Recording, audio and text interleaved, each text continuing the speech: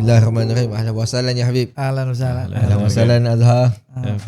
Diam tak diam kita dah masuk episod yang ke-13 Masya Allah. dalam podcast Fitan. Alhamdulillah. Jangan lupa tagline kita, melihat masa depan daripada kacamata syar'i. Alhamdulillah. Alhamdulillah. Dan kita dah masuk pelajaran yang ke-16 Habib. Diam tak diam. Yang benda yang paling esensi, yang penting dalam fiqh tahulat, iaitu sunnatul mawaqif dan sunnatul dalalah. Azhar, boleh bagi sikit dia punya introduksi? Baik, melalui sini muallif Habib Abu Bakar Ajani menjelaskan tentang definisi sunnah mawaqif. Ialah sikap peribadi yang ada pada Rasulullah SAW atau salah satu daripada khulafa ar-rasyidin dalam perkara yang harus dipegang secara teguh, yang akan membawa kepada perkara yang selamat dan hasil yang baik dalam berinteraksi terhadap perkara yang belum ditetapkan oleh nas untuk melakukan suatu hal yang tertentu. Ya, Bib. Alhamdulillah. Wassalatu wassalamu ala rasulillah wa ala alihi wasahbihi wa ala amma ba'd. Alhamdulillah. Bab yang sekarang ini tadi merupakan bab yang paling penting juga di dalam ilmu fikih tahawulat. Karena ini suatu perkara yang belum pernah ada sebelumnya, suatu penemuan ilmiah yang belum pernah ada sebelumnya. Jadi formula ini merupakan formula terbaru yang Allah berikan anugerah ini kepada umat Nabi Muhammad SAW di akhir-akhir zaman, yang ditemukan oleh Dr. Abu Bakar al-Masyhur. Semuanya tetap berlandaskan kepada Al-Quran dan Sunnah Nabi Muhammad SAW. Hanya formulasinya yang baru ditemukan supaya kita lebih mengerti. Ternyata selama ini ada beberapa jenis ilmu yang tak nampak oleh kita, padahal itu ada di hadapan kita. Yelah, macam sebelum ni kita tengok pondasinya ataupun sunnah kan. Sebelum ni kita belajar cuma ada 3 je. Kan? Ni perkara baru bid'ah ni kan. Yalah, kita cuma tahu qauliyah, fi'liyah dengan takriri kan. Maknanya perkataan Rasulullah, perbuatan dan Rasulullah, yang perkara yang dibenarkan oleh Rasul, yang dibenarkan oleh Rasulullah. Dan tiba-tiba pula masuk ni sunnatul mawaqif kan sunnatul dilalah. Macam mana tu Habib? Nah, sunnatul mawaqif dan sunnatul dilalah, lepas tu dengan adanya sunnah qauliyah, fi'liyah, takririyah, maknanya 3 sunnah yang pertama itu masuk di dalam thawabit. Jadi sunnah qauliyah, sunnah fi'liyah, sunnah takririyah itu ialah pondasi di dalam usuluddin. Di dalam Islam, iman dan ihsan. Ini pondasi 3-nya. Kemudian ada namanya mutaghayyirat. Mutaghayyirat itu ada apa? Ilmu fikih tahawulat. Ilmu fikih tahawulat juga punya landasan. Landasannya sunnatul mawaqif dan sunnatul dilalah. Tetap berpandukan kepada Rasulullah dengan Al-Quran juga. Sebab nama istilah sunnatul mawaqif dan sunnatul dilalah memang ulama yang tentukan, yaitu Dr. Abu Bakar Masyhur. Seperti yang sunnah 3 tadi, qauliyah, fi'liyah, takririyah. Siapa yang sebut qauliyah, fi'liyah, takririyah?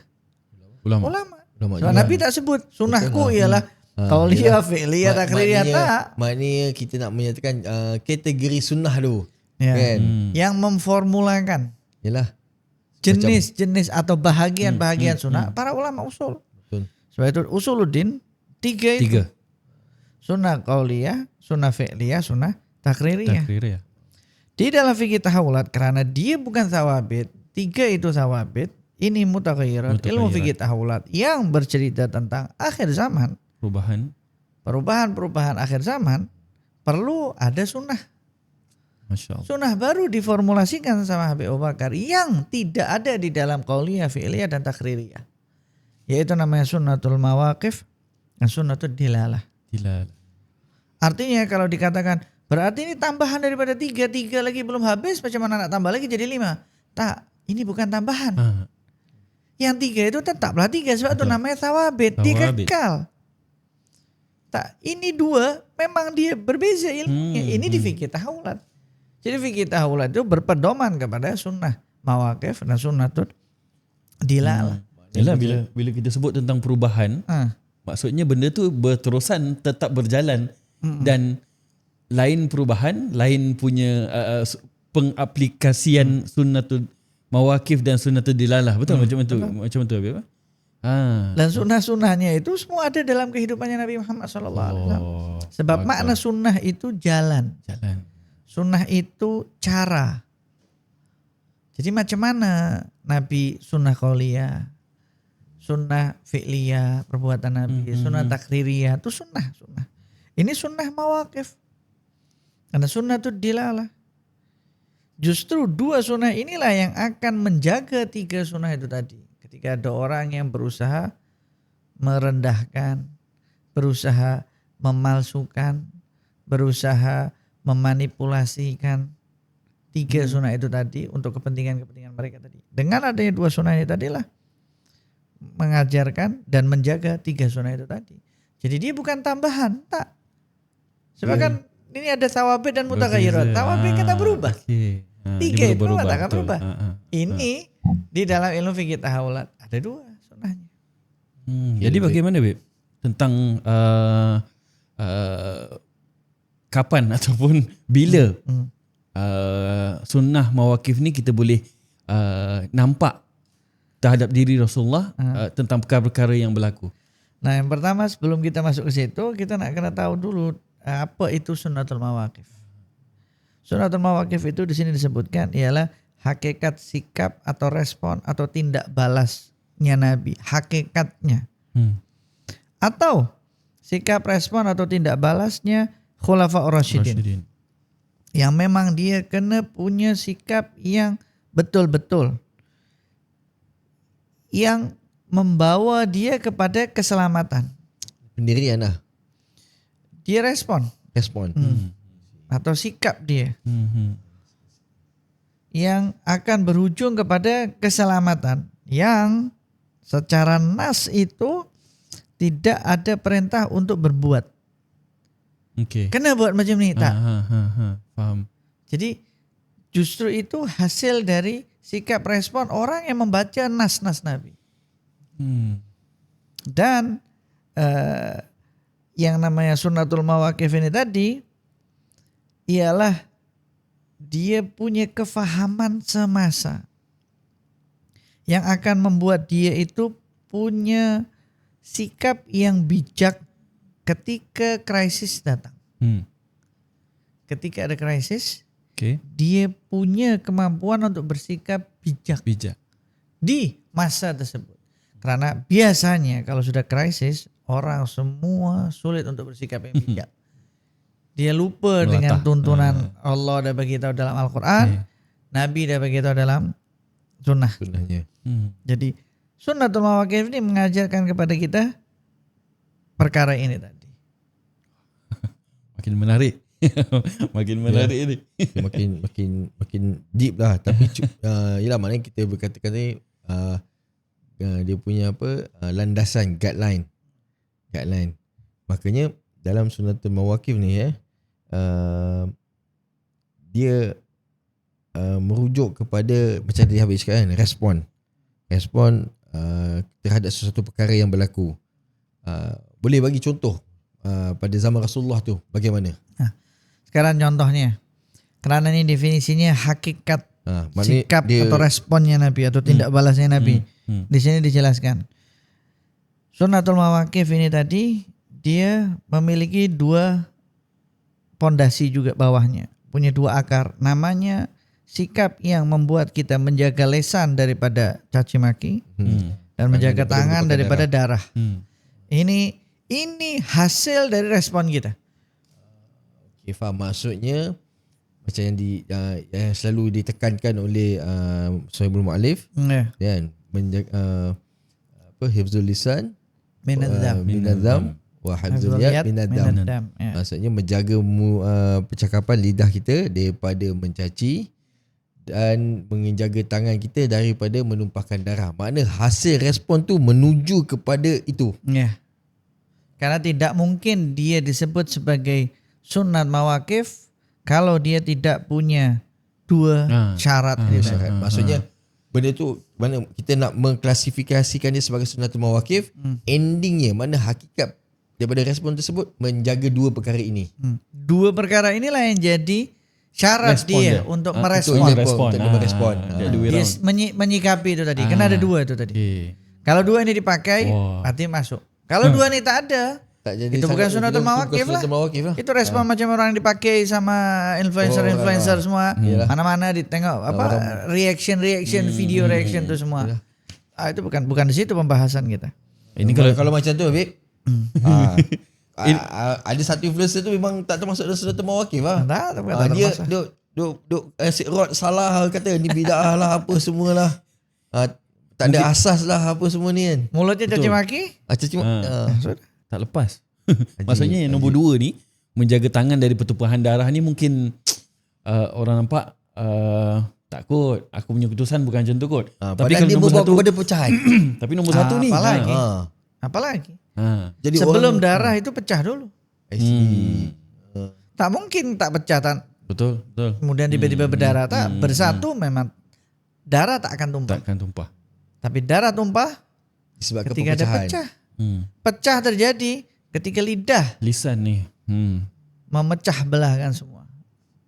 Jadi semuanya ada tangga daripada bawah naik ke atas. Dia bersangkut baik, related. Dia akan relate. Makanya macam tadi saya kembali balik tadi, macam tadi pecahannya sunnatul mawaqif, tadi abawiyah dengan nabawiyah. Bila periode tu baca dah buat periode ada jangka tempohnya. Waktunya. Kerana sunnatul mawaqif ini tadi, yang pertama ialah mawaqifnya atau sikap respon atau tindak balas dari Nabi Muhammad SAW atau Khulafaur Rasyidin. Yang berarti dia akan terbagi menjadi mawaqif nabawiyah dan mawaqif abawiyah. Sebelum kita jelaskan bila tempohnya bermula bila, maka kita masuk sebagai contohnya dulu macam mana. Tadi kan ditanya dengan contohnya dulu. Saya tanya Contohnya di sini disebutkan respon sikap tindak balasnya Nabi Muhammad SAW kepada orang-orang munafik di zamannya Nabi Muhammad SAW. Sebab di masjidnya Nabi ada 300 orang munafik ikut di situ hadir. Jadi kalau orang zaman sekarang suka condemn orang, kau kata kau ni munafik lah, satu orang aja. Betul lah. Nabi di masjidnya ada 300 orang. Mana pecah munafik tu banyak lah, bukan satu saja yang kita fahami. Satu. Mana jenis semua munafik. Jenis munafik sangat banyak. Dan itu namanya disebutkan madrasatul junuh, madrasah yang menyimpang di masanya Nabi Muhammad SAW. Termasuk namanya madrasah nifaq. Itu madrasah. Jadi munafik itu bukan satu jenis. Kalau kita ingat munafik ni jenis dua lain dalam lain saja. Dalam lain. Itu munafik lah. Justru di titik makna mawaqif ini tadi ialah seakan-akan zahirnya itu bercanggah dengan batinnya. Padahal tak. Tapi seakan-akan seperti itu. Contohnya, Bib? Contohnya, ketika Nabi Muhammad SAW menghadapi orang-orang munafik. Karena ada 300 orang. Duduk kat masjid Nabi. Nabi pernah tak perintahkan sahabatnya potong kepala dia? Dia ini munafik di dalam masjidnya. Tak ada. Nabi duduk kan dengan mereka. Nabi duduk senyum dengan mereka. Baik dengan mereka. Itu zahirnya. Hakikatnya Nabi, batinnya Nabi. Nabi tahu mereka terlaknat. Wahyu turun ke Nabi. Nabi masih lagi respon dalam keadaan baik kepada mereka. Macam siapa? Yang satu ada orang munafik yang diikat dekat Masjid Nabawi. Lepas tu dia diberi makan apa semua. Akhirnya dia masuk Islam. Itu orang kafir. Dia masuk Islam. Ini orang munafik. Orang yang zahirnya Islam tapi batinnya kafir. Sejak bila madrasah nifaq itu bermula? Madrasah nifaq bermula selepas perang Badar. Baru muncul madrasah nifaq. Dan madrasah nifaq ini macam-macam. Ada banyak jenisnya. Jenis-jenis penyimpangan munafik. Namanya nifaq. Orang yang punya sifat nifaq namanya munafik. Ada banyak jenisnya. Dibahas di dalam kitab fikih tahawulat yang level lebih tinggi lagi. Tentang madrasah-madrasah yang menyimpang di zamannya Nabi Muhammad SAW. Artinya di zaman hidupnya Nabi Muhammad SAW sudah ada penyimpangan agama, aliran-aliran penyimpangan. Yeah.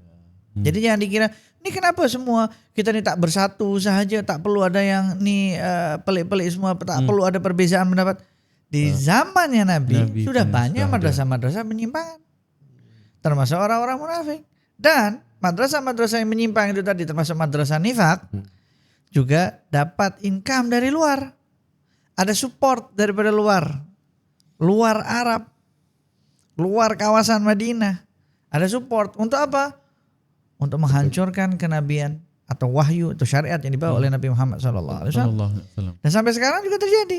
Setiap ada aliran-aliran penyimpangan, ada tak dananya? Ada sponsor, betul, ada sponsor daripada belakang. Betul. Tujuannya apa? Hancurkan ini yang selalu di tengah-tengah. Maknanya digunakan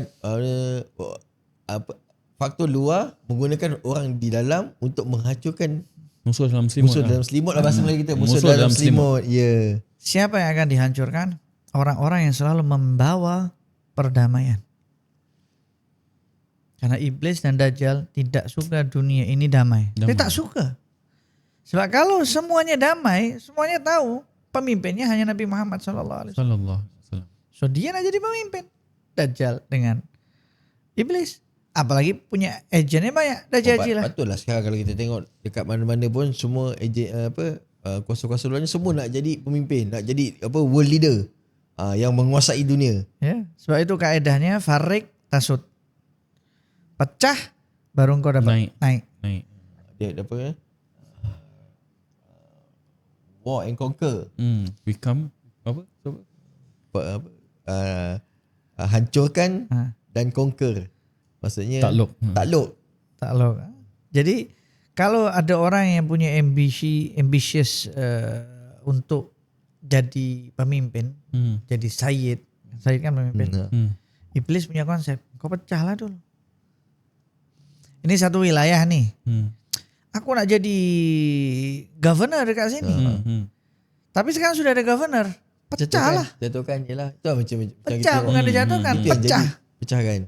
Kita kena buat konflik. Yang baru. Buat konflik. Ketika pecah, farik. Pecahkan dulu. Selepas farik kau pecahkan. Siapa yang provocate untuk pecah? Dia jadi tasud. Dia jadi sayyidnya. Terus sekarang banyak sayyid-sayyidnya Dajjal.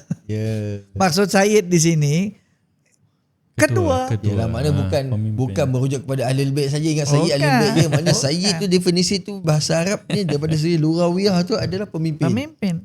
Sebab itu Dajjal manipulate nama sayyid. Dia orang suka, orang sudah faham ini sayyid ini Ahlul Bait. Okey, dia buat Dajjajilah sayyid lah. Seorang suka. Padahal di belakangnya bahaya. Tu kita tengok sekarang macam mana negara-negara Arab kan. Kita tengok daripada orang kafir kan.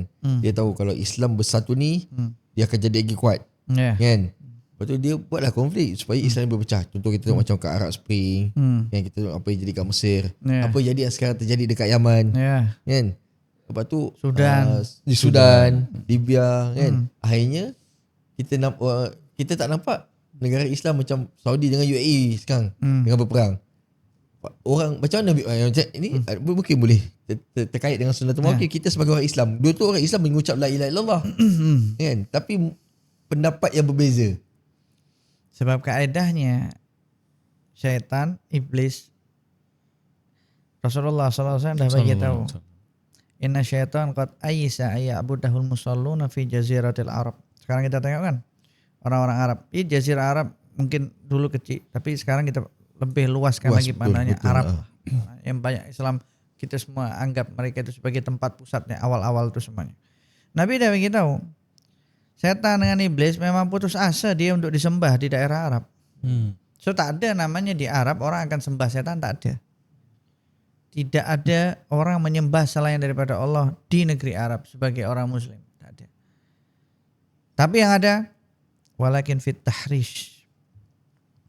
Yang ada, yang iblis punya peluang, yang Dajjal punya kekuatan, memecah belah. Tahrish itu provocate, adu domba, pecah belah. Itu dia punya kekuatan di situ.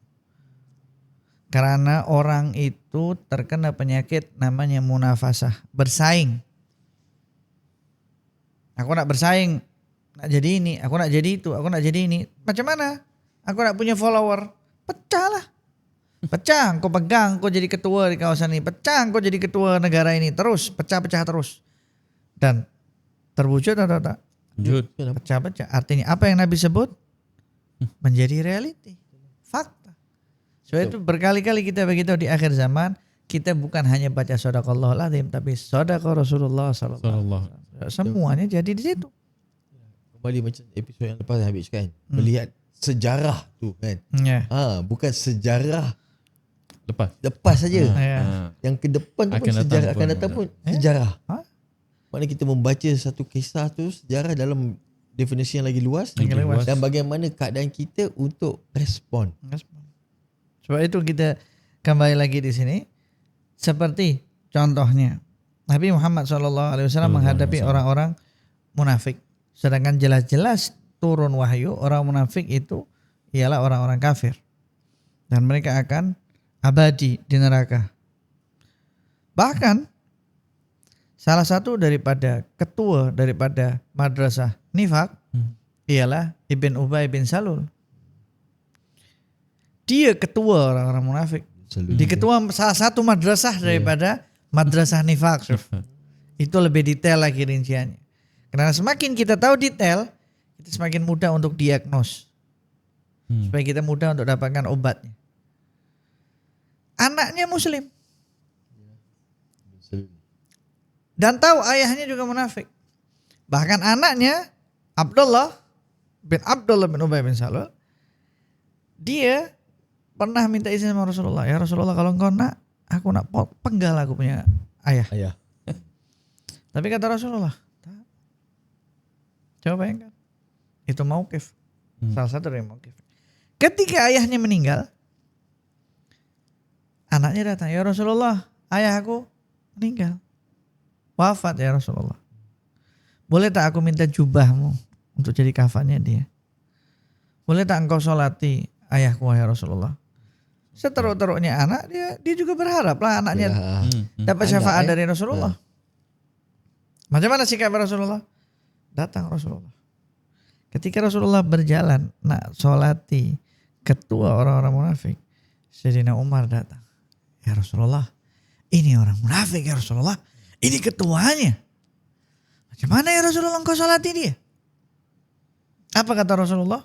Di sini disebutkan, Da'ni fa innahu lam yanzil alayya fil amri syai'.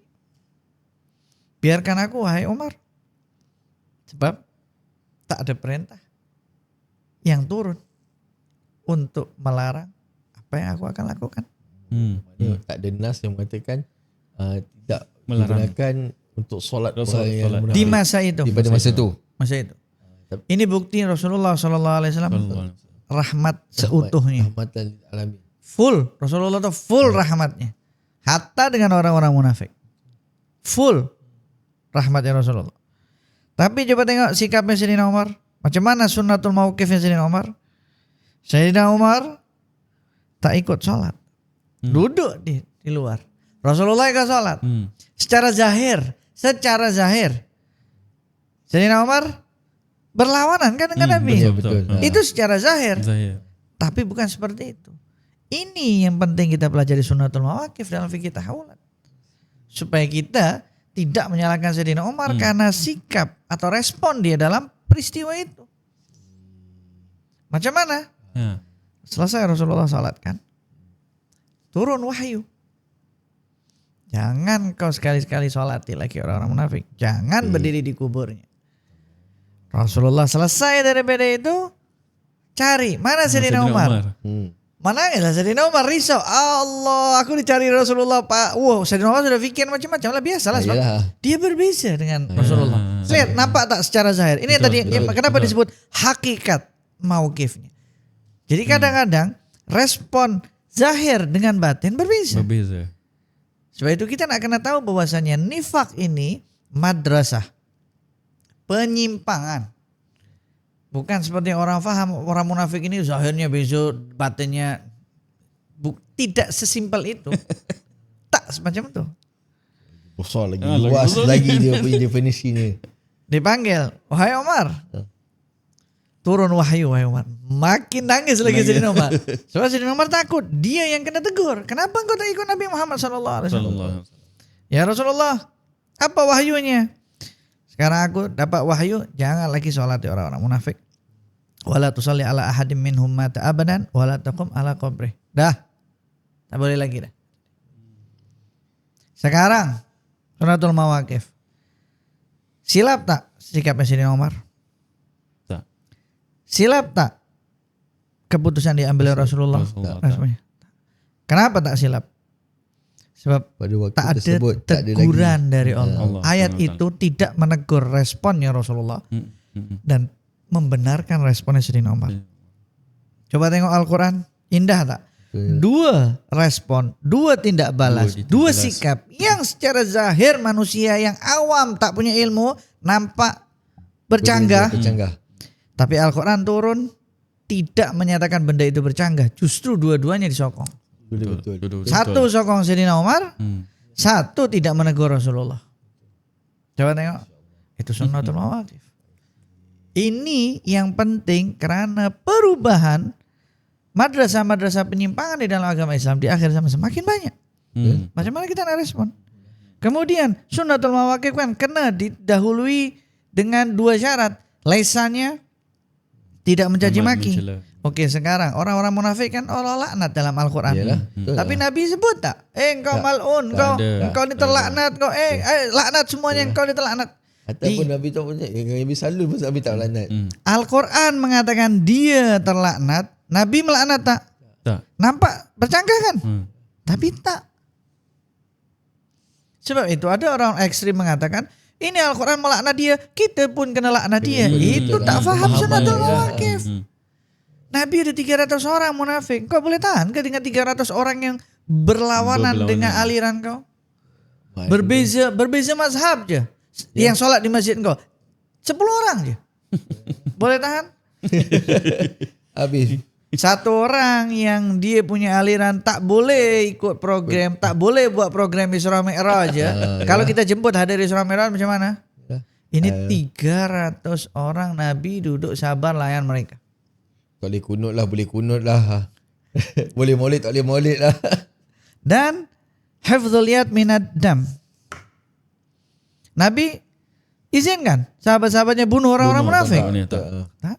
Kan ada lagi sahabat siapa yang Nabi Sayyidina Umar yang nak penggal kepala, tapi Nabi kata tak payah. Nabi kata tak payah.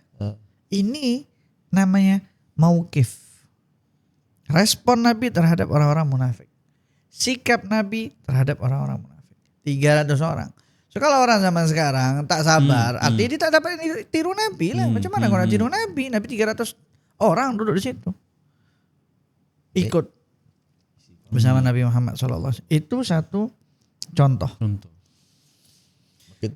Tadi yang macam tu yang jangka masa waktu lah tadi. Yang Abawiyah. Abawiyah. Kemudian Sunnatul Mawaqif ini ada dua.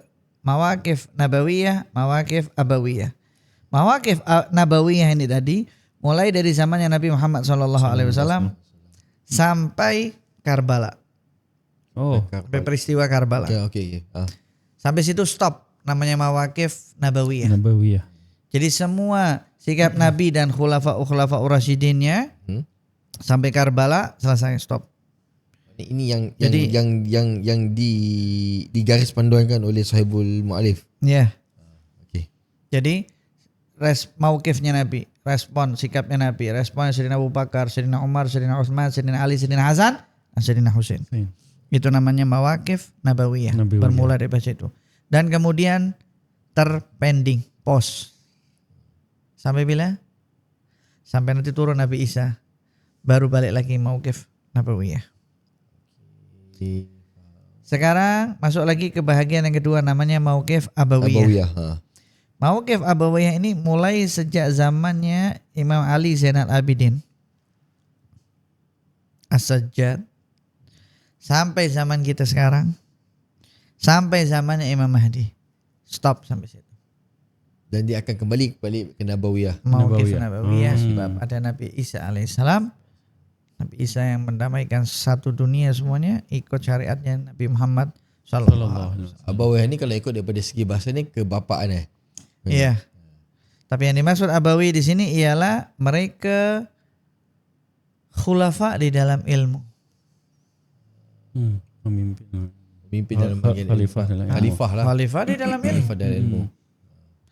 Respon mereka, sikap mereka, kalau kita tiru, kita meniru sunnatul mawaqif. Mungkin boleh teruskan dengan contoh, Habib. Sebab tadi Nabawiyah Habib ada sebut tentang Rasulullah sampai kepada perang Karbala. Mungkin boleh Habib ambil contoh satu Khulafa Ar-Rasyidin ataupun bagaimana sikap sunnatul mawaqif mereka dalam sesuatu hal. Okey, contoh sikapnya Sayyidina Abu Bakar As-Siddiq.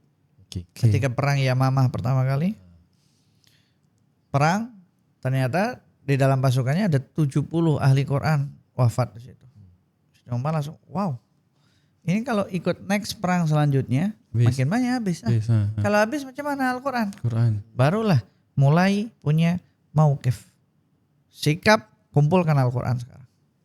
Mulailah dikumpulkan Al-Quran dari zaman Sayyidina Abu Bakar. Itu namanya mauqif. Itu sikapnya Sayyidina Abu Bakar. Itu sikap Sayyidina Abu Bakar. Respon dia. Sebab kalau belum dikumpulkan dan semua sahabat yang ahli Quran meninggal di perang syahid, habislah. Mana dah kalau kita dalam management ni lebih kurang mana action yang dilakukan. Contoh dia punya masalahnya adalah sahabat Qurra ni penghafal Quran makin sikit disebabkan syahid di perang. Makanya sebelum benda tu habis, apa yang kita perlu buat, respon terhadap perkara tu, apa yang kita buat supaya kita dapat untuk menjaga Quran. Itu yang dikumpulkan para penghafal Quran yang diambil oleh Sayyidina Abu Bakar untuk kumpulkan Al-Quran. Untuk kumpulkan Al-Quran supaya dia tak lenyap. Supaya dia tak lenyap. Tapi ini syariat bukan syarikat. Iyalah. Sama-sama SY lah, syariat. Dekat-dekat lah SY betul. Ini syariat semuanya berkaitan dengan nas. Nas betul. Contoh lagi yang kedua. Dan sunnatul mawaqif itu biasanya orang yang punya kemampuan, orang yang punya power, dia baru bersikap. Pemimpin. Seperti Rasulullah SAW waktu Fathul Makkah. Apa yang dilakukan sama orang-orang kafir yang dulu menyiksa Rasulullah, mengusir Rasulullah. Ampunkan. Rasulullah bagi apa? Idhabu fa antum tulaqa. Pergi, kau bebas. Mampu tak Rasulullah penggal semua kepala mereka? Mampu. Tapi Rasulullah buat tak? Itu namanya mauqif. Mana orang yang Rasulullah tak penggal, jaga daripada darah. Rasulullah maki tak mereka? Never. Itu namanya sunnatul mauqif. Dia punya power untuk itu. Nah sekarang kalau kita tengok ada orang duduk maki-maki kita, tengok aja aku jadi datuk memang hapus lah kau. Bila aku di kat atas pula, aku jadi ketua kampung. Tengok. Itu orang sama sekarang dia punya dendam. Sulit untuk menerapkan sunnatul mauqif namanya. Kita tengok kita dijemput oleh orang yang memang tak percaya atau tak suka dengan tahlil arwah, baca Yasin. Orang jemput di kita punya program, ikut tak? Kalaupun ikut, biasanya orang tak nak ikut. Kalaupun ikut, oke. Macam mana? Baru dijemput 1, 2. Nabi hari-hari dengan 300 orang munafik di Madinah. Coba tengok macam mana dada Nabi Muhammad SAW yang Allah sebut di dalam Al-Quran, alam nasyrah laka sadrak. Yang besar. Satu lagi contoh. Sahabat Nabi Muhammad SAW bernama Hatib bin Abi Balta'ah. Sayyidina Hatib bin Abi Balta'ah. Dia Badri, ikut perang Badar. Sahabat Nabi dapat apa namanya? Apa orang ikut perang Badar dapat apa namanya? Immunity. Kekebalan. Buatlah kekebalan. Kau masuk syurga. Kekebalan. Suatu ketika dia ketika nak Fathul Makkah, plan yang Nabi nak buat itu dibocorkan, disampaikan kepada orang lain. Nabi dengar. Sayyidina Umar langsung, secara zahir, ini pengkhianat secara zahir. Betul lah. Ya Rasulullah, ini pengkhianat. Ini munafik. Biar saya penggal. Apa kata Nabi Muhammad SAW? Nabi yang ajarkan sunnatul mauqif. Wahai sahabatku, dia sudah dapat immunity. Allah sebut la'allallah qad ittala ala ahli badr faqala i'malu ma syi'tum faqad ghafartu lakum. Ini orang-orang Badar nih. Kau buat aja apa yang kau nak buat, aku dah maafkan. Betul. Ghafartu lakum. Diampunkan kau. Dia selamat Sayyidina Hatib ini karena sunnah mawakifnya Nabi Muhammad sallallahu alaihi wasallam. Akhirnya dipanggil sama Rasulullah. Kenapa engkau berbuat seperti ini? Ya Rasulullah, nanti kalau Fathul Makkah ini semua sahabatmu punya family di Mekah. Anak tak ada siapa-siapa. Jadi anak takut kalau tiba-tiba ketika sampai Fathul Makkah ternyata kalah. Aku kena buat persiapan lah.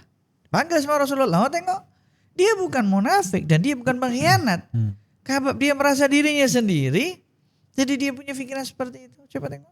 Seperti Ashabul Badar. Nabi maki dia tak? Nabi bolehkan dia dibunuh tak? Boleh. Ada kuasa untuk tak. bagi. Ada kuasa. Nabi tak buat. Nabi tak buat. Sama sunnatul mawakif. Dia kena ada seperti itu. Jadi macam mana kalau orang manipulate balik? Sayyidina Hasan bin Ali, khalifah yang kelima. Masa dia jadi pemimpin. Lepas tu dicacikan ayahnya. Padahal dia boleh jatuhkan hukuman. Tapi tak dibuat juga. Dicaci atas mimbar lagi. Dia letak jawatan kan? Letak jawatan selepas di demo. Tak. Letak jawatan selepas dikepung. Sayyidina Utsman kan dikepung. Tak. Dia dah kira 6 bulan, oke settle nih 30 tahun Nabi begitu. Aku letak jawatan. Itu namanya sunnatul mauqif. Lepas itu dia maki tak orang yang nak ambil jawatan itu. Tanpa pimpinan tak ada. Ada orang yang maki dia, dimaki balas tak? Tak. Ada orang yang kontra dengan dia, diperangi tak? Tak. Selamat lesan dari cacian, selamat tangan dari darah orang. Tapi itu yang diorang kata bermulanya manhaj pertengahan pertengahan pada pemerintahan Khalifah Sayyidina Hasan. Perdamaian kan. Perdamaian dibuat. Itu namanya sunnatul mauqif. Jadi maknanya sikap yang dibawa oleh Nabi Muhammad sallallahu alaihi wasallam ialah sunnah. Respon yang dibawa oleh Nabi Muhammad sunnah. Respon, sikap, tindak balas itu dibahas di dalam sunnatul mauqif. Sunnah inilah yang paling penting di dalam fikih tahawulat. Ini yang kita nak cakap ni. Yalah, kita mesti maklum ada setengah orang tak bersetuju kata ini bukan sunnah baru, tapi standnya Dr. Habib Abu Bakar Adani ni jelas. Maknanya dia bukan adalah penambahan daripada kepada 3 tu, tapi dia ada landasan definisi sunnah di dalam fiqh tahawulat. Ada landasannya. Sebab itu kita tak boleh ingat maki-maki wala jadi provokator untuk terjadi perpecahan sampai terbunuh. Teruskan dengan contoh Habib untuk Abawiyah pula. Zaman mawakif Abawiyah Imam Ali Zainal Abidin. Semua keluarga dibantai kan. Ya, tersisa satu. Kemudian aku nak balik ke Madinah di masjid kakekku. Aku mengajar. Diawasi ketat. Kenapa? Karena ditakutkan tiba-tiba dia punya follower dan membuat kudeta. Tahu kudeta? Menggulingkan kerajaan. Menggulingkan kerajaan. So di zaman itu cucunya Nabi tersisa satu. Orang semua duduk mana pewarisnya Nabi Muhammad SAW. Imam Ali Zainal Abidin, kalau dia nak kumpulkan semuanya, boleh ke tak boleh? Boleh, sangat mungkin di zaman itu. Sebab Imam Ali Zainal Abidin ketika tawaf nak cium Hajar Aswad, semua orang yang tawaf bagi dia jalan tanpa ada seorang pun yang bagi tepi ada imam. Tak. Otomatik. Raja di zaman itu dinasti Umayyah nak cium pun kena tahan begitu. So dia punya peluang besar untuk buat masa menggerakkan gulingkan kerajaan. Kalau dia kalau betul-betul nak difikirkan dia boleh buatkan satu kerajaan baru. Ataupun movement. Tapi apa responnya? Apa sikapnya? Duduk balik mengajar. Yang diajarkan kan pun kalangan-kalangan hamba sahaya. Orang-orang miskin. Yang Orang-orang menganggap ini kalau dia punya gerakan tuh, movement tuh semua boleh menggulingkan kita. Oke, aku masuk di masyarakat, strata masyarakat yang rendah. Biasa bawah. Sebab itu banyak riwayat daripada Imam Ali Zainal Abidin yang meriwayatkan semuanya daripada hamba saya. Sebab habiskan masanya untuk mengajar dan untuk kegiatan sosial. Bagi makanan malam-malam. Orang minta harta dibagi semuanya. Subhanallah, semakin dibagi semakin dapat. Patutlah. Sholat sampai dikenal sebagai as-sajjad. Coba bayangkan seberapa. Siapa yang menceritakan as-sajjad, sedangkan orang kalau sholat orang tak ada yang tahu. Hamba saya dialah yang di rumahnya itu, yang hidup bersama Imam Ali Zainal Abidin dialah. Ini aku punya saya hari-hari sujud, ibadah bantu orang. Respon dia. Patutlah Nabi gelakan Sikapnya dia bagi tahu tak dengan semua hamba saya dan murid-muridnya dia caci maki di Nasi Umayyah. Wala satu. Tangannya dia bersih dari darah tak? Tak ada punya niat balas dendam langsung. Sunnatul Mauqif Abawiyah namanya. Ini satu keluarga dibantai depan mata. Depan mata. Patutlah Nabi cakap kan, nama dia tu Madinatul Ilim wa Ali babuha.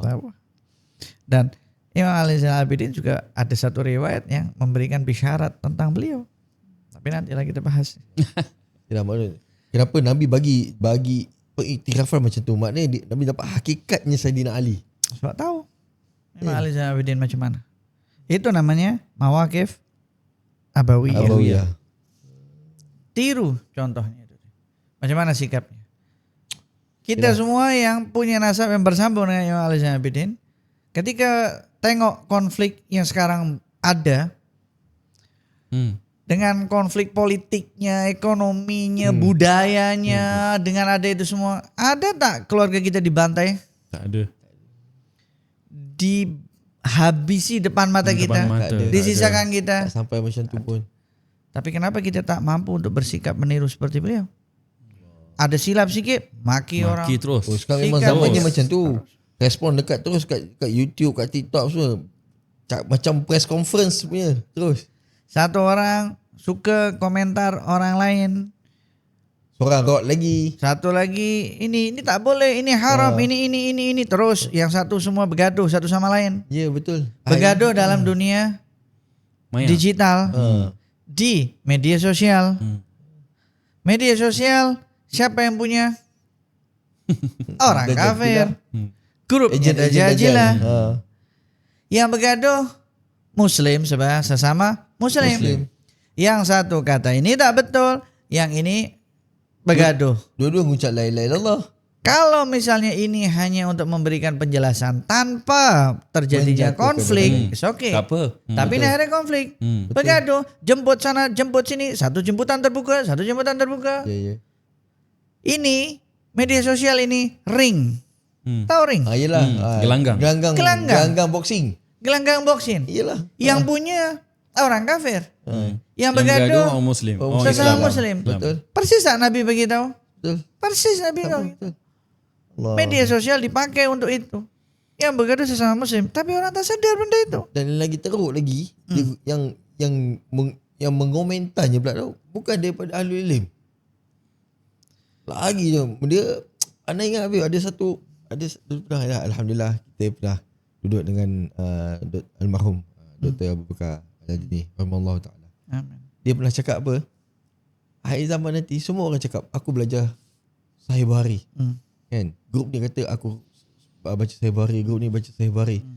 Tapi pemahamannya terhadap ilmu itu sendiri tak seperti mana kerangka yang disampaikan oleh Sahih Bukhari.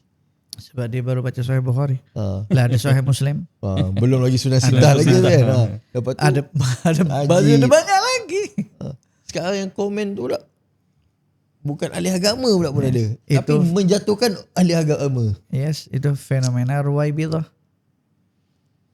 Orang yang bukan sepantarnya tapi suka mengomentari benda-benda yang awam. Tapi kalau kita tengok sekarang Ruwaibidah bukan hanya orang awam aja, hatta orang-orang yang beragama Islamis lah. Kalau orang Islamis. Sebagian ada ustadz, ada sebagian ustadz ada nisbat lain, ada ustadz nisbat lain bukan tapi ustadz tapi punya profesi lain. Contohnya ustadz YouTuber, ustadz pilot. Macam-macam jenis profesi lah. Sudah mulai. Baru naik komentar orang, merespon orang, buat reaction ke orang-orang lain. Sedangkan sekarang zamannya bukan zaman untuk itu. Nabi yang bagi tahu supaya kita dapat menerapkan namanya sunnatul mauqif. Macam mana ketika terjadi peristiwa-peristiwa seperti itu? Kita nak kena mengerti. Macam Habib cakap tadi lah, anda fikirlah untuk sunnatul mawaqif ni adalah dia punya ultimately adalah menjaga lisan daripada mencela dan menjaga tangan daripada pertumpahan darah. Kita nampak hasil banyak lah yang daripada yang menggunakan macam Habib cakap ring tadi kan. Media sosial ni dijadikan sebagai ring untuk bergaduh jadi. Akhirnya orang awam dah kat bawah ni bergaduh. Kata kau salah lah, aku je lah yang betul. Dia tak ada orang kata hati yang besar. Maknanya sikap keterbukaan menerima perbezaan. Kalau di dalam satu mazhab sendiri kita sulit untuk menerima perbezaan, macam mana di luar mazhab? Sekarang kalau orang yang mazhab Syafi'i sahaja, tak pindah-pindah mazhab Hanafi. Betul. Tak boleh. Lah, memang Hanafi bukan Islam ke? Itulah. Sama. Tak boleh kita Asy'ari sahaja, tak boleh ikut-ikut Maturidi. Padahal sama-sama di Islam. Belum lagi ikut mazhab yang lain. Itu sendiri saling pecah. Kenapa pecah? Dajjal punya kaedah. Dajjal punya kaedah. Farik, tasud, pecahkan supaya engkau jadi ustaz. Supaya engkau jadi 1% top of respon orang, react orang dan lain sebagainya. Justru sekarang waktunya fa'alaika bi khuwaisatin nafs. Nabi begitu, itu namanya sunnatul mawaqif. Respon kita macam mana? Maksudnya macam mana? Kalau misalnya ada orang-orang, macam mana kita merespon itu semuanya? Simpel. Kalau ada orang tokoh agama yang kita rasa itu tidak betul, ayat-ayat dia itu bercanggah dengan ayat-ayat itu semuanya, maka kita bagi tahu anak murid-murid kita. Kita diam dan kita hanya bagi tahu kepada anak murid kita. Namanya khuwaisah. Kelompok. Yang nak dengar kita ambil. Semakin besar dia punya pengaruh, semakin besar khuwaisahnya. Ajarkan nak itu seperti itu. Kita macam mana? Meskipun mereka ramai di media, kita macam mana? Diam. Kita selamatkan yang dapat diselamatkan. Ini zamannya. Ini sunnatul mauqif ini sekarang. Karena semua orang bising. Betul. Nabi bilang di masa itu ketika ada syuhan muta'an, hawan muttaba'an, wa dunya mu'saran, wa ijaba kulli dhi ra'yin bi ra'yi. 4 fenomena ini tadi. Ambil sikap, ambil respon, ambil tindak balas. Khuwaisati nafsik. Fa'alaika bi khuwaisati nafsik. Fa'alaika bi khuwaisati nafsik. Jadi pakai fa. Senyap dia. Tapi ajarkan. Ini wahai murid-muridku, ini kelompok aku, ini yang nak dengar, ini seperti ini, dia tidak betul, jangan diikuti. Selesai. Dia tak perlu menjerit-jerit di media. Yang susah sekarang orang nak diam tu yang susah. Betul.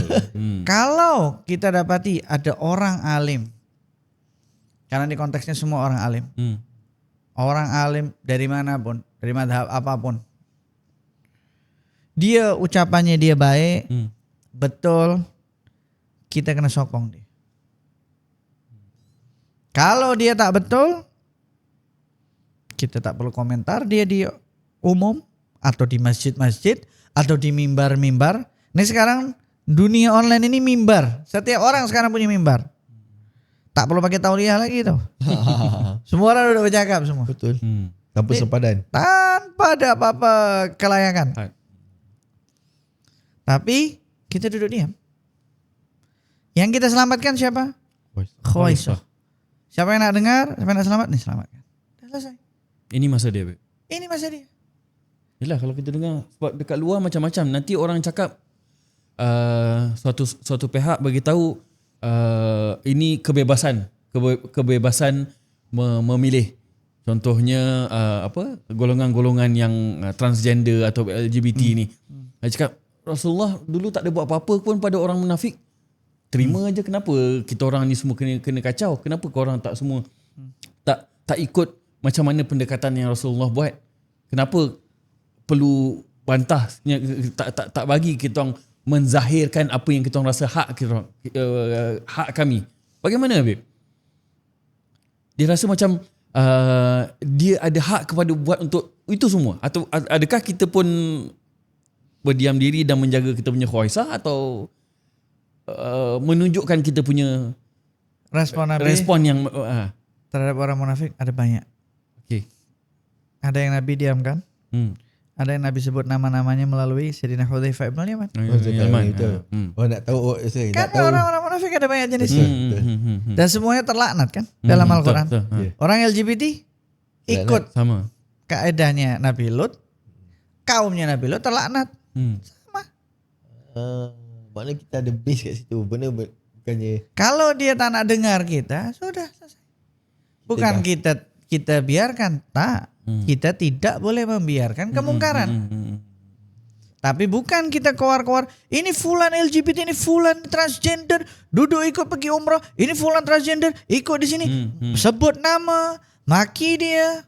Itu namanya bukan memperbaiki. Cara respon tu. Cara tu. Respon, ini kan respon. Tidak balas dia. Macam mana? Ya betul. Mana dia ada, orang kata ada kriteria, ada yang tadi ni lesannya tak jaga. Lesannya tak mencaci orang tu. Dia mungkin dia ikut LGBT sebab dia tak tahu yang Al-Quran melaknat dia. Dia tak sedar yang Allah itu ciptakan mereka. Kita nampak. Dia tak faham fitrah itu macam mana.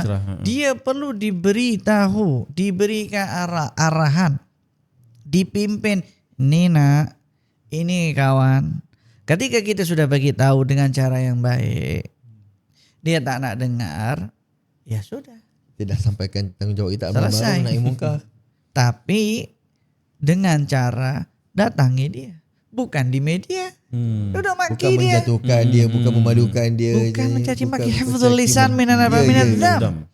Sekarang kalau kita tengah marah-marah, standarnya kita tengah marah-marah, kita punya barang rosak, datang ke customer service. Customer service itu layan dengan lembutnya luar biasa. Hilang tak marah kita? Hilang. Cool down.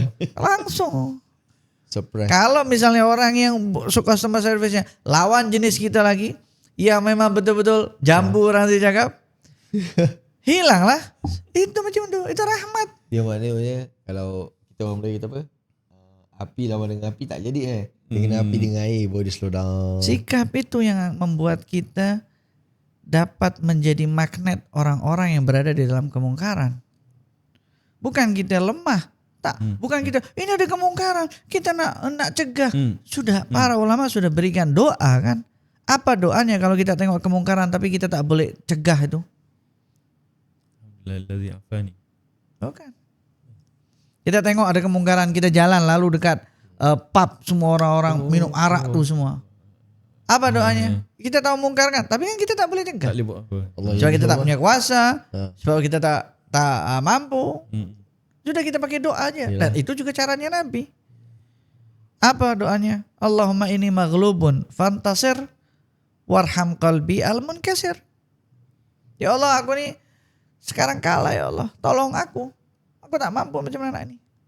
Dan sayangi hatiku yang sekarang sakit. Aku tengok kemungkaran di sini. Doa itu senjatanya orang mukmin. Orang tak sadar benda itu. Tak, ini ada mungkar. Baling semuanya, lawan dia, ambil video, viralkan, ini dekat kawasan. Sebab itu semakin bergaduh lagi, Nabi waktu di Mekah respon sunnatul mawakifnya punya kemampuan untuk cari semua yang dulu usir Nabi, dibantai satu-satu punya. Tapi Nabi beritahu apa? Pergilah, you are free. Duduk dengan aman lah. Silakan pergi. Justru banyak masuk Islam. Coba tengok macam mana. Itu namanya sunnatul mawakif. Nabi sudah bagi tahu. Berat atau tak berat? Berat. Berat yelah. So, Nabi bagi tahu nanti di akhir zaman orang yang berpegang kepada sunnahku macam pegang bara api. Sebab itu konsepnya khuwaisah. Inqadh ma yumkin inqadhuh dalam kaidah fikih tawar. Selamatkan yang mampu diselamatkan. Yang nak diselamatkan silahkan. Ada orang dia nak tenggelam. Jom sini kita ada pelampung penyelamatan. Tak nak. Sini. Itu ada ombak lagi besar. Tak nak. Satu lagi datang. Yang tak nak itu bagaimana? Kalau sudah ada 5 di kita nak paksa ke sana. Tak ada. Kau tak nak. Sudah 5 orang. Selamatkan yang mampu diselamatkan. Sudah selesai. Nabi yang sayang kepada kita lebih daripada diri kita. Begitu sekarang selamatkan yang dapat diselamatkan. Bukan justru kita jadi mangsanya dajajilah. Ada media sosial semua punya orang-orang kafir. Begaduh. Oke, di ring ini Muslim. Ring yang ini Muslim. Ring ini yang Muslim. Begaduh. Makin kau begaduh, aku top up viewer, respon, like, share, naik. Oke, semua brand iklan di sini. Oke, kau boleh mana jual. Dengan pegaduhan dia dapat duit. Dunia muksarah. Dunia lebih dikit. Aku begaduh tak apa yang penting viewer aku naik. Aku duduk respon. Ini ulama fulan macam ini bacaan dia tak betul. Yang satu lagi balas. Ini kenapa coba terus begaduh. Yelah kat YouTube kan bila dapat banyak view kan dapat duit. Itu fenomenanya. Seperti itu. Lupa dia sunnatul mawaqif. Dan itu sunnah yang dipakai di dalam ilmu akhir zaman. Mudah-mudahan kita semua selamat daripada fitnah akhir zaman dan kita menjadi orang yang teguh ketika konflik dan krisis terjadi. Kena buat apa? Kena war-warkan perkara ni. 2 perkara asas ni. Kan sebelum kita bersuara, sebelum kita respon, sebelum kita tadi yang landasan tadi kan. Kan. Kalau Nabi bilang salah satu fenomena masyarakat, realiti masyarakat yang terjadi itu zaharul fuhsyu wa tafahhush. Orang bercakap tuh mulutnya mudah caci maki orang, F-word di mana-mana. Kadang-kadang kita orang Nusantara pun pakai F-wordnya mereka. Apa kena-mengena kita dengan bahasa mereka itu? Ya bukannya diambil bahasa yang bagus, ikut. Tapi ikut caranya orang-orang kafir, stylenya orang kafir diikuti. Kalau dia marah, kadang-kadang pun ada beberapa orang Islamis, ustadz agamis, dia beragama, ustadz. Dalam videonya, damn, katanya ustadz, tapi lesannya tak macam ustadz. Nabi sudah fenomena itu banyak. Kenapa nak pakai macam? Kenapa tak sebut astagfirullah, la haula wala quwata illa billah? Semua respon sudah diajarkan di dalam Islam. Kalau engkau takjub, ucapkan ini. Kalau engkau kena musibah, ucapkan ini. Kalau engkau tak tahu risau, ucapkan ini. Kalau engkau nampak malapetaka, bencana, accident, ucapkan ini. Semua sudah ada guideline-nya. Tapi itu dirubah dengan bahasa mereka. Kalau ayat Al-Quran yang turun kepada orang-orang Bani Israel, atas tabdiluna alladhi huwa adna billadhi huwa khair. Engkau diberikan doa dari Nabi, ucapan dari Nabi, tapi engkau tukar dengan bahasa D-nya mereka, F-wordnya mereka. So itu fenomena. Hatta yang ustadz ada yang kena seperti itu. Yalah. Kenapa? Sebab dia rasa media sosial ini tempat dia free. Bebas. Hatta di hutan tak bebas. Sampai hutan bebas. Ya. Apa patutlah Nabi cakap kan, Nabi hadis jaga dua kan. Apa? Nah, di antara dua rahang dan di antara dua paha. Antara dua paha kan. Aku jamin dia masuk syurga. Solid. So macam mana nak jaga di antara dua paha kalau di antara dua rahangnya dia tak boleh jaga? Betul. Pertama, saling bercakap. Kedua, saling memuji. Patutlah ni siapa sahabat Nabi apa yang kemang batu bila cakap pun dia nak Abu Bakar. Saya nak bakar yang dalam mulutnya ada batu untuk mengurangkan bercakap. Bila kalau ada siapa pernah dengar kisah lah. Kalau tahu nak atau bukan batu lah, ada macam kemang benda. Tapi rasa macam ada kisah sahabat dia bila dia mengurat dan mengelakkan dia bercakap benda yang tak bermanfaat. Hampir-hampir semua sahabat Nabi itu tak ada yang caci maki. mereka maknanya nak bercakap pun memang nak bercakap benda yang tak bermanfaat harus pun je tak ada manfaat pun dia nak jaga-jaga. Aku nak tak bercakap kecuali yang bermanfaat. Tarbiyahnya Nabi kan. Tarbiyahnya Nabi. Ada faham macam mana responnya Nabi terhadap satu perkara. Karena semuanya berkaitan bermula daripada lisan. Lisan tu kalau bercakap, dan lisan ini bukan hanya lisan daging, tangan ni boleh lisan.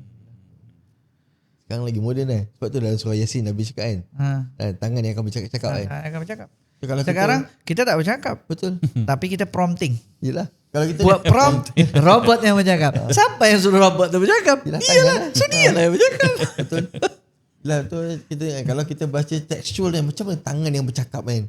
Rupanya bila kita tengok subhanallah tu kan Nabi punya percakapan kan 1400 yang lepas tu.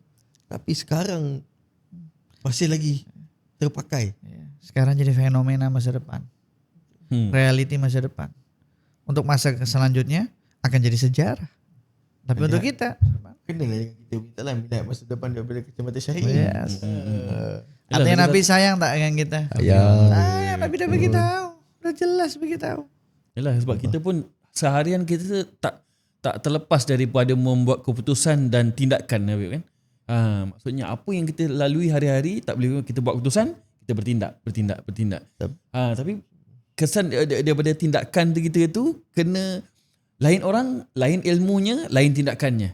Kan? Maksudnya ada orang yang terlebih responnya. Maksudnya dia memang jenis pemarah ataupun macam mana. Tetapi yang garis panduan yang kita belajar pada kelas kita pada hari ini, dua faktor penting ni. Kan? Maksudnya menjaga lidah daripada mencela dan menjaga tangan daripada pertumpahan darah. Ini kita karena sunnatul mawaqif hasilnya keselamatan dan kebijaksanaan. Selama hasilnya bukan selamat dan tidak bijak, bukan sunnatul mawaqif. Syuf Alana, kita cerita pasal sunnatul mawaqif je pun masya-Allah mengambil masa yang perlu kita untuk faham betul-betul supaya kita tak lari daripada kefahaman yang cuba nak disampaikan oleh Sahibul Mu'alif. Nanti ada pula lagi satu yang sunnatul dilalah. Jadi insya-Allah nanti kita sambung kembali ya sunnatul dilalah ya. Kita sambung. Tapi kita bagilah teaser sikit lah. Dilalah tu apa maksudnya dulu habis kan. Sunnatul dilalah itu yang akan kita bahas nanti ialah satu-satunya solusi yang dapat mengimbangkan antara dua kontra yang selalu terjadi. Ketika ada orang yang selalu mengatakan ini syirik, ketika ada orang yang selalu mengatakan ini bid'ah.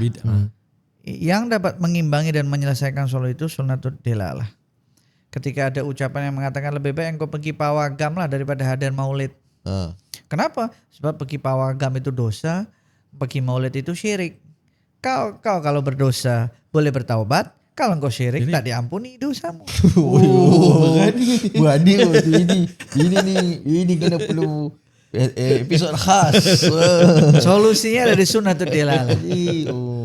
Patutlah dengan kata sunnatul mawaqif dan sunnatul dilalah ni adalah penjagaan kepada tiga sunnah tadi. Karena perubahan semuanya sunnatul mawaqif dan sunnatul dilalah. Satu adalah tadi garis panduan mawaqif tadi hasilnya menjaga lisan daripada mencela dan menjaga tangan daripada pertumpahan darah, mana menjadi bijaksana. Dan dilalah ni adalah bagaimana kita untuk menjaga. Dilalah ini untuk menentukan kita buat atau tak buat. Itu namanya dilalah. Itu pembahasan. Mana final actionnya. Yes. Sebelum dia berbuat, dia kena tahu sunnatul dilalah dulu. Itu sunnatul dilalah yang dapat menentukan yes or no. Baik ataupun tak baik, mudarat ataupun tak mudarat. Dilalah. Semua dai kena baca sunnatul dilalah. Patutlah dia kata esensi daripada fiqh halat ni adalah ini. Yes. Ini. Faham ini insya-Allah. InsyaAllah mengerti. InsyaAllah babe. Ini kita nantikan episod yang berikutnya. Jangan tertinggal. So mana to be continue. Keep tuning with Fitan. InsyaAllah. Mudah-mudahan sebagai penutup kita mohon doa lah seperti biasa Habib mudah-mudahan dengan kita dapat ilmu yang bermanfaat ni. Amin. Supaya dapat berikan kita lebih kefahaman. Amin. Dan dapat kita merespon pada suatu perkara tu dengan lebih baik. Alhamdulillah, semoga mudah-mudahan kita mendapat berkah di bulan Rajab ini, karena bulan Rajab ini bulan yang diberkati dengan doanya Nabi Muhammad SAW. Semoga di bulan Rajab ini sebagaimana Rasulullah balik daripada Mi'raj dan Isra Mi'raj Nabi Muhammad SAW membawa hadiah solat, maka mudah-mudahan dengan berkatnya bulan Rajab Allah anugerahi kita solat selalu khusyuk. Allah anugerahkan kita solat selalu solat daimun, sentiasa berada di dalam solat. Kita dapat merasakan tingkatan-tingkatan kelezatan di dalam setiap ibadah kita, terutama salat kita. Amin. Dan semoga Allah Subhanahu wa taala berikan kita keterbukaan pemahaman di dalam apa yang dibawa dan disampaikan oleh Nabi Muhammad sallallahu alaihi wasallam. Semoga dengan itu semua kita menjadi hamba Allah yang kukuh, hamba Allah yang teguh, hamba Allah yang kokoh untuk menghadapi setiap krisis, setiap konflik yang ada, diselamatkan diri kita, keluarga kita, dan orang-orang yang ada di sekitaran kita, dan orang-orang yang ingin mendengar apa yang kita sampaikan, semuanya berdasarkan apa yang disampaikan oleh Nabi Muhammad SAW dan bersama para pewarisnya. Semoga Allah Subhanahu wa taala jaga kita daripada fitnah Dajjal, jaga kita daripada fitnah Dajajilah, jaga kita daripada sistem Dajjal, dan jaga kita daripada semua fitnah yang membuat kita jauh daripada Allah, jauh daripada Nabi Muhammad SAW. Wassallallahu ala sayyidina Muhammad wa ala alihi wasallam. Walhamdulillahirabbil alamin.